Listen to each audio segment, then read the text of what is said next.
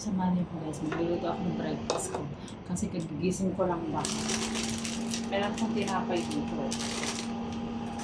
Siyempre, iinitin natin. Tinapay ng parang Pinas, pero meron siyang raisin.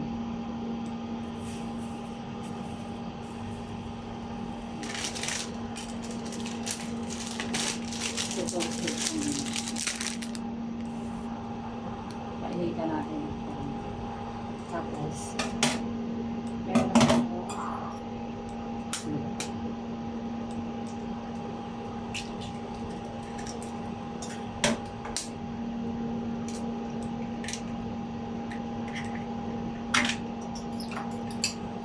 batingin lang natin ito. Medyo okay na siya. Initan ko.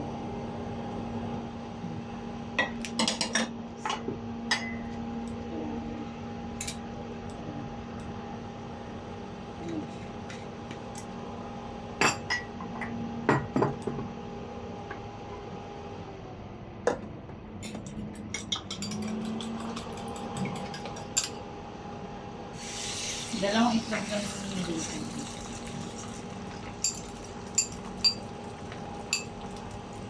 Kasi ako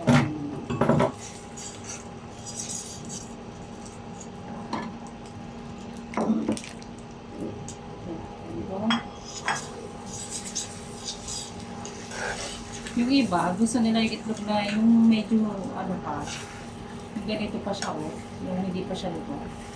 Yung alaga ko, mahilig siya sa ganito. Yung itlog na hindi lutong-luto. Pero ayoko naman ng ganito.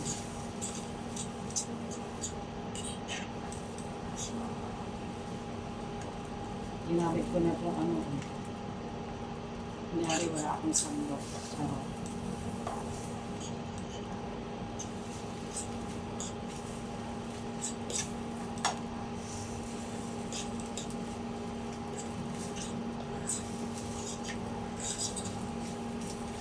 Yun.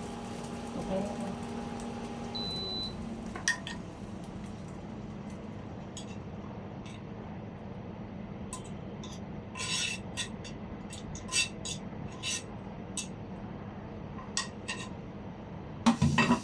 Pero may sandok ako. Hindi ko lang siya ginamit. Kasi tinamad ako. Tapos, lagyan lang natin ng paminta pa. Sprinkle na lang na. Bigyan ko lang siya ng paminta. Yung iba gusto may paminta, iba wala. Tapos, gawa ako ng prutas. Kasi meron ako ditong prutas. Meron ako nitong dragon seed, kiwi, saka, syempre, banana. Iwain ko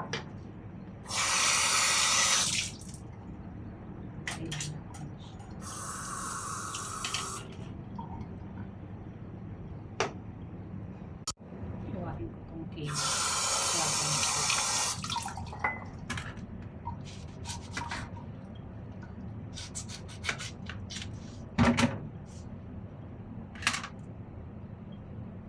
Yung dragon seed na kulay may white tapos may ganitong kulay.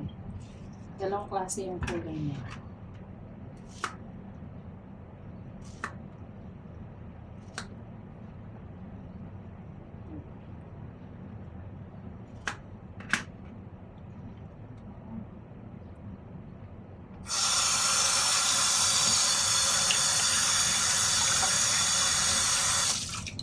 Naman tayo sa banana. Mahilig ako sa banana talaga. Kailangan everyday may banana. Banana is life.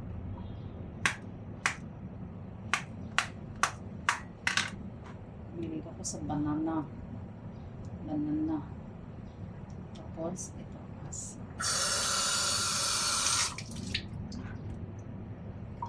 Kiwi. Tanggalin natin ito.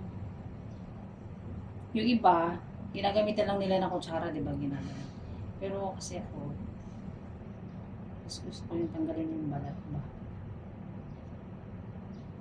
Pero, I think yung pag ano talaga ng kiwi, gamitan mo na lang ng kutsara para easy. Para madali. Kasi ako, tinanggalan ko na siya ng balat.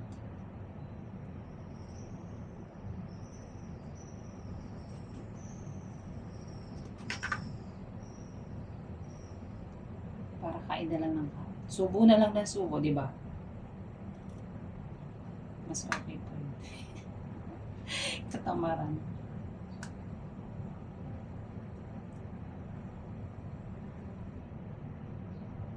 Okay.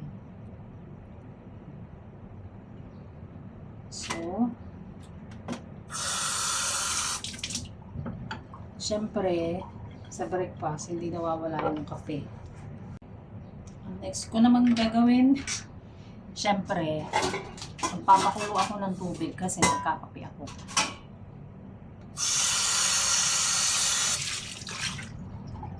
Magpapakulo ako ng tubig kasi magkakape ako.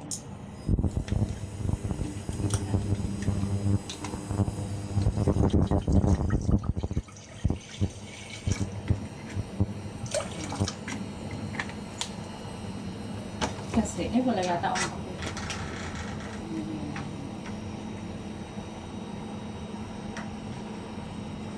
Wala akong yata kape. Pero gamitin natin. Milk tea. Try ito. Hindi naman siya ganun katamis eh. Hindi gamitin. So, hindi naman gamitin ko. Para sa aking extra milk tea.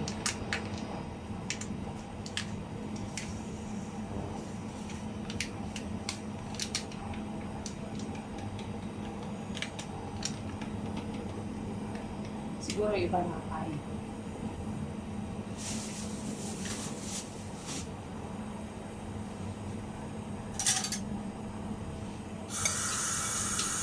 Mabilis ko naman ito.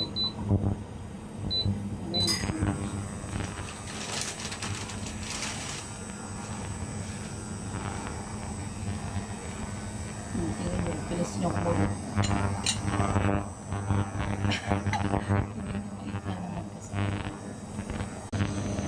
Ito na nga, kaya ko na siya.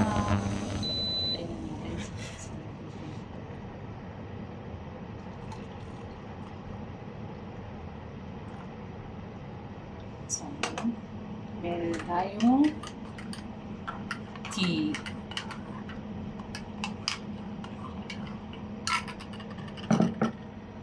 Siyempre, after ko magluto, kainin na. Meron pala ako nito. Papalaman ko sa tinapay.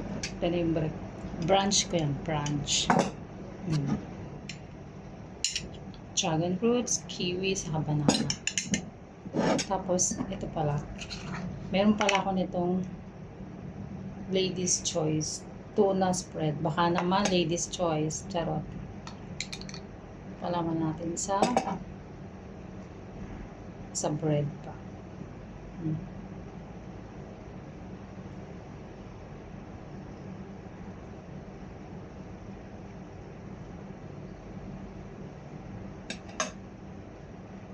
Unang kagat para sa'yo. Unang kagat para sa'yo. Yung tinapay kami, may raisin ba?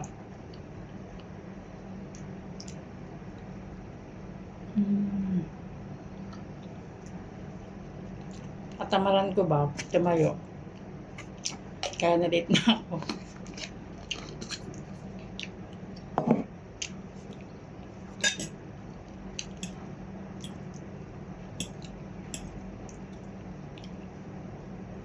Tayo sa egg.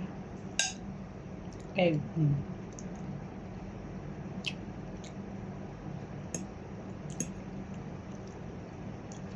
Alam niyo, magic ako. Ito pala yung ganito yung kontrata sa Hong Kong. Ganito. Blue. Ngayon, hindi ko matatapos na kasi yung kontrata ko sa Amber. ngayong August, tapos na. Hindi ako sure kung magpipirmahan pa kami dalawa or maghanap ako ng bagong amo. Pero, kumuha pa rin ako nito sa immigration. Kung hindi kami magpipirmahan na amo ko, kasi 6 years na ako sa kanila, saka malaki na kasi alaga ko. So, mag-high school na. So, hindi ako sure kung kailangan pa niya ako or hindi na. Pero that time kasi, sabi niya, pipirmahan pa niya ako. Way back January, sinabihan niya ako. Amo kong lalaki kasi ang nakapirma sa akin sa kontrata ko. Ganito yung kontrata sa Hong Kong. Tapos, isasabit mo siya sa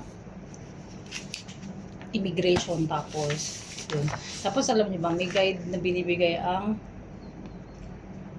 Hong Kong immigration. Yung guide na to, ito yung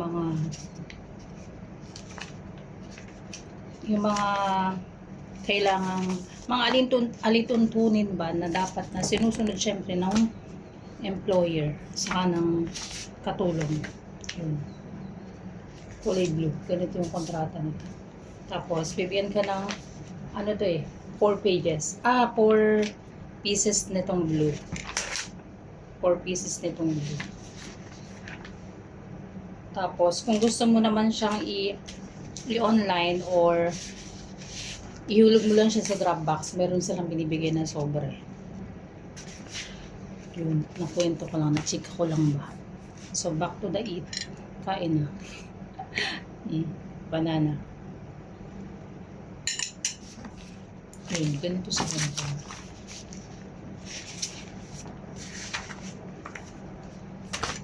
Kumuha lang ako sa immigration just in case. Pero kung hindi niya ako pipirmahan, okay lang din. Kasi marami naman din mga amo na naghanap lang.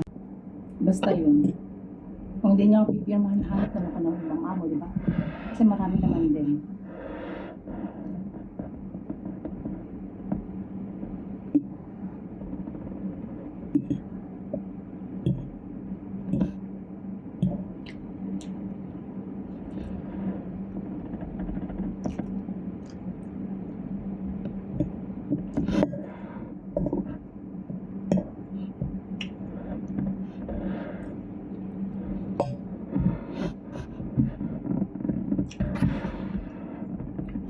Try natin itong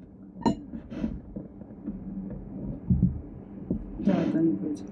Alam niyo ba, mayroon akong isang follower din sa FB. May cancer siya. Tapos, sabi niya, that time, sumasakit yung ulo niya. Hindi siya pwede uminom ng basta-basta ng gamot ba. Sumasakit yung ulo niya. Na-chika niya itong dragon fruits na to. Sabi niya, ang ginawa daw niya, kasi sobrang sakit ng ulo niya, binuksan niya yung rep nila. Tapos nakita niya, ang prutas ng laman lang ng rep nila, ito dragon fruits. Kasi sobrang sakit daw ng ulo niya. Alam niyo yung ginawa niya? Kinuha daw niya to, kinain niya. Tapos, after din niyang kainin, na-share ko lang po after niyang kainin, yung sakit ng ulo daw niya, nawala. Sabi niya, parang gamot din daw talaga to sa sakit ng ulo. I'm not sure pero yun yung base dun sa niya, sa kwento niya. Siya, nag-chemotherapy. Hindi siya pwedeng nag-iinom ng gamot basta-basta. Tapos yung sumasakit nga daw ulo niya. Ang kinailan niya, itong dragon fruits. Kaya nung nabasa ko yun, napakain din ako ng dragon fruits. Sabi ko, parang herbal or medicine ganun itong dragon fruits sa sakit ng ulo. Ewan ko lang sa iba, pero yun yung experience niya. I-share lang niya sa Facebook. Yun. Kaya pag masakit ulo nyo, try nyo itong dragon fruits. Kasi siya, yun lang yung kinain daw niya. Nawala yung sakit ng ulo niya. Kaya kain na din tayo ng dragon fruits. Pag masakit ulo nyo. Pero kahit naman hindi masakit ulo niyo, pwede naman kayo kumain ng dragon fruits, diba?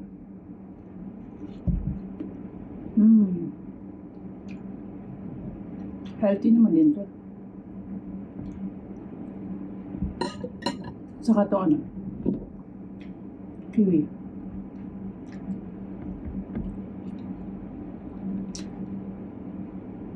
Interesting.